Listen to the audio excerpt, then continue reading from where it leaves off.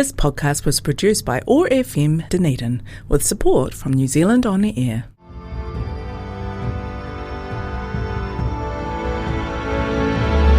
Welcome to 7 Wonders in 70 Minutes, a podcast series based on the book Wanderlust, written by Julie Woods, that's me, illustrated by Ron Esplin, that's you. Thank you. In these 7 10-minute episodes, we are going to visit the 7 wonders of the world through the paintbrush of Ron Esplin and the sensory diaries of that blind woman, Julie Woods. This is podcast 2, and wonder 2 is the Great Wall in China. Ni hao, Ron. Ni hao, Julie. And you have painted the Great Wall of China for this book. Can you please describe it? Indeed. The choice of what to paint and to give it a feeling of the Great Wall, which actually extends 21,000 kilometres and over the hills and into the valleys, and it's like a snake almost wending its way through the landscape. And in fact, it's a series of fortresses that is joined by a wall, and I wanted to make sure that the painting really illustrated that. And this part of the battling wall is up quite about a kilometre from where we arrived. And it features at least 3 of those fortresses, which are then joined by the wall. And at the time we went, there were thousands of people on that wall, and I have to admit that I left them all off, and all we've got is Julie and I standing in front of one of those fortresses. But it's exactly the way I wanted it to be portrayed. And the ancient bricks that are just pieced together to build it, I hope have been portrayed in that work. Every day I am away, I write a diary of one thing I smell, hear, taste and touch. My sensory diary entry for the day we visited the Great Wall of China, Tuesday the 9th of August 2011. Smell. Jasmine tea. Hear the sound of our guide Alice telling us how the wall is known by the locals as the Long Wall of 10,000 miles.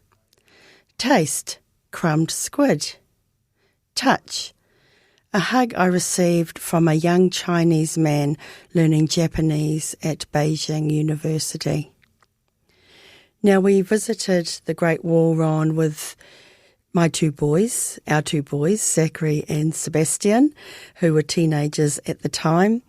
And we arrived at the wall and they buggered off. And then that left us. And I took a photo of you reading the Otago Daily Times because we thought that would be fun. It was fun because I took a copy of the Otago Daily Times with me in my suitcase. And later on, we got a photograph with the 2 of us. Standing reading the Otago Daily Times, and when we came back to Dunedin, it had been published in the newspaper because it was quite a coup for the Otago Daily Times to have a photograph of their newspaper at the Great Wall, and someone said to me, "Where did you get a copy of the Otago Daily Times in China?" I said, "They've got a box there, of course," which is not the case, but he swallowed that one. Ron wandered off on his own, as had the boys, and I was left with the guide Alice, and she decided she'd go to the toilet. So here I am standing on the Great Wall of China on my own, thinking, what's this moment about? And I decided to pull a copy of my book, How to Make a Silver Lining, out, and next minute there was sort of a crowd had gathered around, and our guide came back from the toilet and they were asking questions, and I was wearing my T-shirt with that blind woman on it, and I handed a copy of my book to this young man who was learning Japanese at Beijing University, and I had learnt Japanese at high school, so we had a little conversation in Japanese, once again a strange thing that happens when you're visiting somewhere different. And I handed him the book, and he read the cover and he went, How to Make a Silver Lining by that blind woman, Julie Woods. And he looked at my T-shirt and he said, Your T-shirt say that blind woman should say that great woman. And then we had a hug. Lovely things that can happen when you're miles away from home, Ron. What did you see when you wandered? Well, I decided I needed to go up the wall some extent so that I experienced the wall as much as I could in the short time that we had. And so, of course, I joined the crowds moving up the wall. Amazingly, I don't think the local Chinese people are particularly fit, and so and I think I was reasonably fit at the time. So you leave them in your wake a little bit, but they're all having a great time. Lots of noise, lots of laughter, and that's a feeling of fun and enjoying something that is unique and even to the Chinese. Well, it's very much the Chinese way, isn't it? The loud laughing and the chatting. Wonderful. I remember the feel of the 2,000 or 3,000-year-old steps underneath my feet as I climbed up to one of the watchtowers. But it's made of many different objects, isn't it? It's concrete or stone at one point and mud and wood. We didn't experience the variety of the different materials, but it's certainly, it's a happy wonder. I think that's how I would describe it. Yes, indeed, it is. But Chairman Mao actually, he announced that if you climb the wall or go to the wall, you're a hero. And he was famous for saying, if you have never been to the Great Wall, you will never be a hero. And so, Julie, you and I are heroes. It always makes me smile that it was built to protect China from nomadic tribes. I guess Mongolia at that time would have been more of a threat than perhaps the 3 million residents are now. Yeah, there's no doubt about that. Yes, it was a fun day, actually, really going to the Great Wall. And you wouldn't think so. The boys, of course, they just absolutely loved it, and they were racing up just far up as they could go, and they went up quite a long way. Well, boys always treat a straight line like an opportunity to be conquered, isn't it? Something to run up and chase, and it was wonderful. In fact, Zach, our eldest son, went on to learn Mandarin at university, so I think the experience was quite wonderful for them. And Sebastian turned 16, and the hotel that we stayed at the Novotel gave him a birthday cake on his 16th birthday. He was most impressed that they would actually know that it was his birthday and that he got a cake. That's right.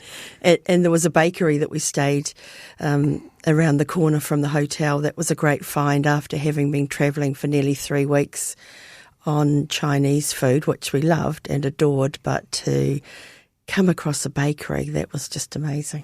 The boys embraced the Chinese culture and the cupping, which you wouldn't know about in New Zealand very often. They went and got themselves cupped, and when they came back, they took their shirts off, and here are those red welts on their back, which I thought were going to be permanent, but in fact they did disappear in time, and I don't believe it has left any permanent damage. No, we've got a marvellous photo of me in between the pair of them after they've been cupped, but great that they were open to the experience of removing toxins from the blood in such an ancient practice. It must have been very good for the eldest of our group, our boys, who actually went to university on the strength of his interest in China, and he learnt Chinese. And not only that, got 100% in the exam in that university. Shay Ron, thank you, and thank you everybody for listening to 7 Wonders in 70 Minutes with Julie Woods and Ron Esplin. This has been episode 2 of 7. We look forward to you joining us for episode 3. Shay. I'm that blind woman, Julie Woods, proud sponsor of 7 Wonders in 70 Minutes. The World in 360 Minutes is a sound project containing 36 10-minute episodes taking you across the globe. We started with the first series, Around the World in 80 Minutes, and then 7 Wonders in 70 Minutes. In these podcasts, we explore what we see when we travel, me through my 4 senses and Ron through his paintbrush. You can check me out, That Blind Woman Julie Woods, at thatblindwoman.co.nz or ring me on 021 913 513. Why not? This podcast was produced by OAR FM Dunedin with support from New Zealand On the Air.